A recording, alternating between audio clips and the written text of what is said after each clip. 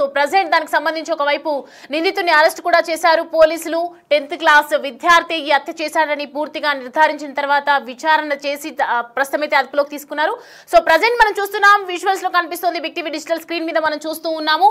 Exclusive గా ఒకవైపు బాలిక ఏదైతే బాలిక చంపబడిందో, బాలిక హత్యకు గురైందో, ఆ బాలిక యొక్క పేరెంట్స్ అక్కడ పిఎస్ ముందర, పోలీస్ స్టేషన్ ముందర బైఠాయించి నిరసన వ్యక్తం చేస్తున్నారు. పెద్ద ఎత్తున అక్కడికి స్థానికులు కూడా చేరుకున్నటువంటి దృశ్యాన్ని మనకు కనిపిస్తుంది.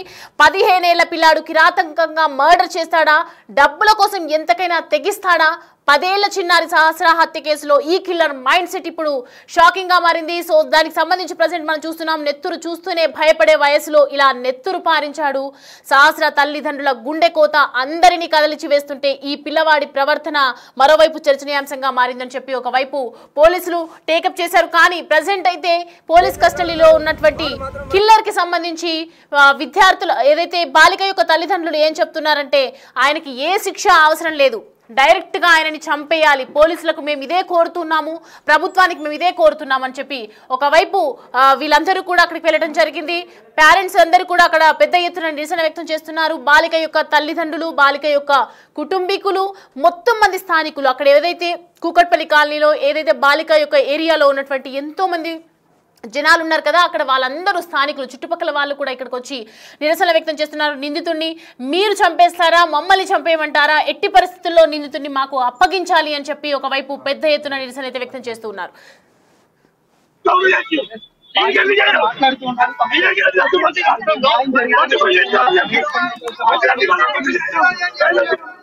నా ముంగట చంపండి, మా ముందు చంపండి, టీవీలో అందరి ముందు చంపండి, అదే డిమాండ్ చేసేది.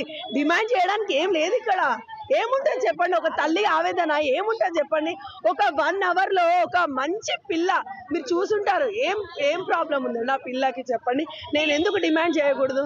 ఏం ప్రాబ్లం ఉంది ఆ పిల్ల? నా పిల్లకి ఏమైనా తక్కువ చేశాను? చిన్నప్పటి నుంచి డబ్బులు పెట్టి పెట్టి పెట్టి అంత పెద్ద చేసుకొని ఎందుకు ఊరుకోవాలండి? ఆ అబ్బాయి అట్లా చేస్తుంటారు. అట్లీస్ట్ ఒక చిన్న బ్యాట్ కోసం చేస్తారా?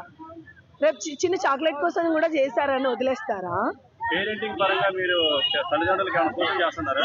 తల్లిదండ్రులకు కూడా శిక్షించాలండి. ఎందుకంటే సార్ చెప్పారు కదా, సెల్ తెచ్చుకున్నాడు అప్పుడు అడిగారంట, అంటే అప్పుడే దండించుండి చాలా ఘోరంగా చేసుంటే గనక ఇప్పుడు ఇంత అయ్యేవాడు కాదేమో అని నేను అనుకుంటున్నానండి. ఖచ్చితంగా పేరెంట్స్ కూడా ఉంటుంది, పేరెంట్స్ కూడా శిక్షించాలి. అదే నేను కోరుకునేది, పేరెంట్స్ని శిక్షించాలి. వాడిని మాత్రం చాలా దారుణం చేయాలి. అసలు నా పాప ఎంత దారుణం చేశారో మీకు అందరికీ తెలుసు.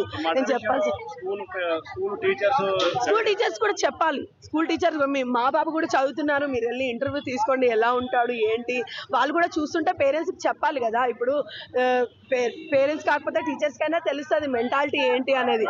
అబ్బాయి చదువుతున్నాడా, వస్తున్నాడా లేదా అని తెలుస్తుంటుంది. సో పేరెంట్స్ అయినా ఇన్ఫార్మ్ చేయాలి కదా, చుట్టుపక్కల వాళ్ళకి కావచ్చు. కానీ పేరెంట్స్కి చెప్పుంటే వాళ్ళని దండించలేరా అని నేను క్వశ్చన్ చేస్తున్నానండి. ఒక యాజ్ ఏ పేరెంట్ గా నేను క్వశ్చన్ చేస్తున్నాను.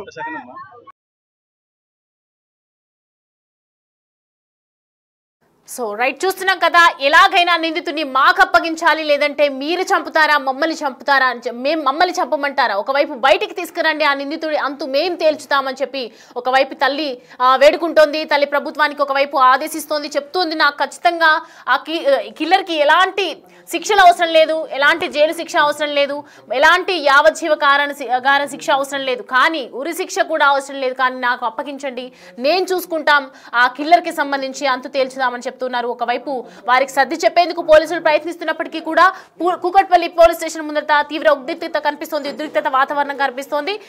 ఎట్టి పరిస్థితుల్లోనూ ఎలాంటి సిచ్యువేషన్స్ లోనూ కూడా వదిలిపెట్టము, ఖచ్చితంగా ఆ కిల్లర్ మాకు కావాలి, నిందితుడు మాకు కావాలి, ప్రభుత్వానికి మేము ఒకటే విన్నపించుకుంటున్నాం, ఇది మాకు ఎలాంటి సాయం అవసరం లేదు, మా పోయిన బిడ్డ మాకు ఖచ్చితంగా తిరిగి రాదని మాకు తెలుసు, కానీ ఎవరైతే నా బిడ్డ హత్యకు గల కారణాలు అయ్యారో, నా బిడ్డ మరణానికి గల కారణాలు ఎవరైతే ఉన్నారో వాడిని ఖచ్చితంగా వదలము, మేము బయటికి తీసుకురండి, మేమే చంపుతామని చెప్పి పెద్ద ఎత్తున నిరసనలు వ్యక్తం చేస్తున్నారు. పోలీస్ స్టేషన్ ముందు బైఠాయించి ఒకవైపు వాతావరణం మనం చూడొచ్చు, ఒకసారి స్క్రీన్ మీద కనిపిస్తోంది.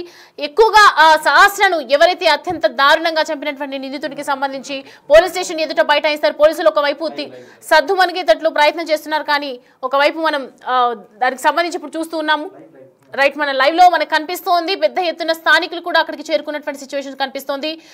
సహస్రాన్ని చంపినట్లే ఏ విధంగా సహస్రాన్ని నా కూతుర్ని చంపి పొడిచి రక్తపోట్లు పొడిచి కత్తిపోట్లు పొడిచి చంపేశాడు, రక్తపు మడుగులో పడిపోయినటువంటి నా బిడ్డని అలా చూసేసరికి గుండె పగిలిపోయింది మాకు. సో ప్రజెంట్ ఎలా అయితే అనుభవించింది నా కూతురు చనిపోయే ముందు వాడు కూడా అలాంటి సిచ్యువేషన్స్ కి గురవ్వాలి, వారిని కూడా మేము అలాగే చంపాలి అని చెప్పి పెద్ద ఎత్తున నిరసన వ్యక్తం చేస్తున్నారు. స్థానికులు కూడా అక్కడ చుట్టుపక్కల వాళ్ళ ఇంటి దగ్గర మనం చూసాం కూకట్పల్లి ఏరియాలో ఉన్నటువంటి పూర్తిగా అక్కడ ఉన్నటువంటి స్థానికులు కూడా అందరికి చేరుకొని కుటుంబీకులు కూడా అక్కడ చేరుకున్నారు.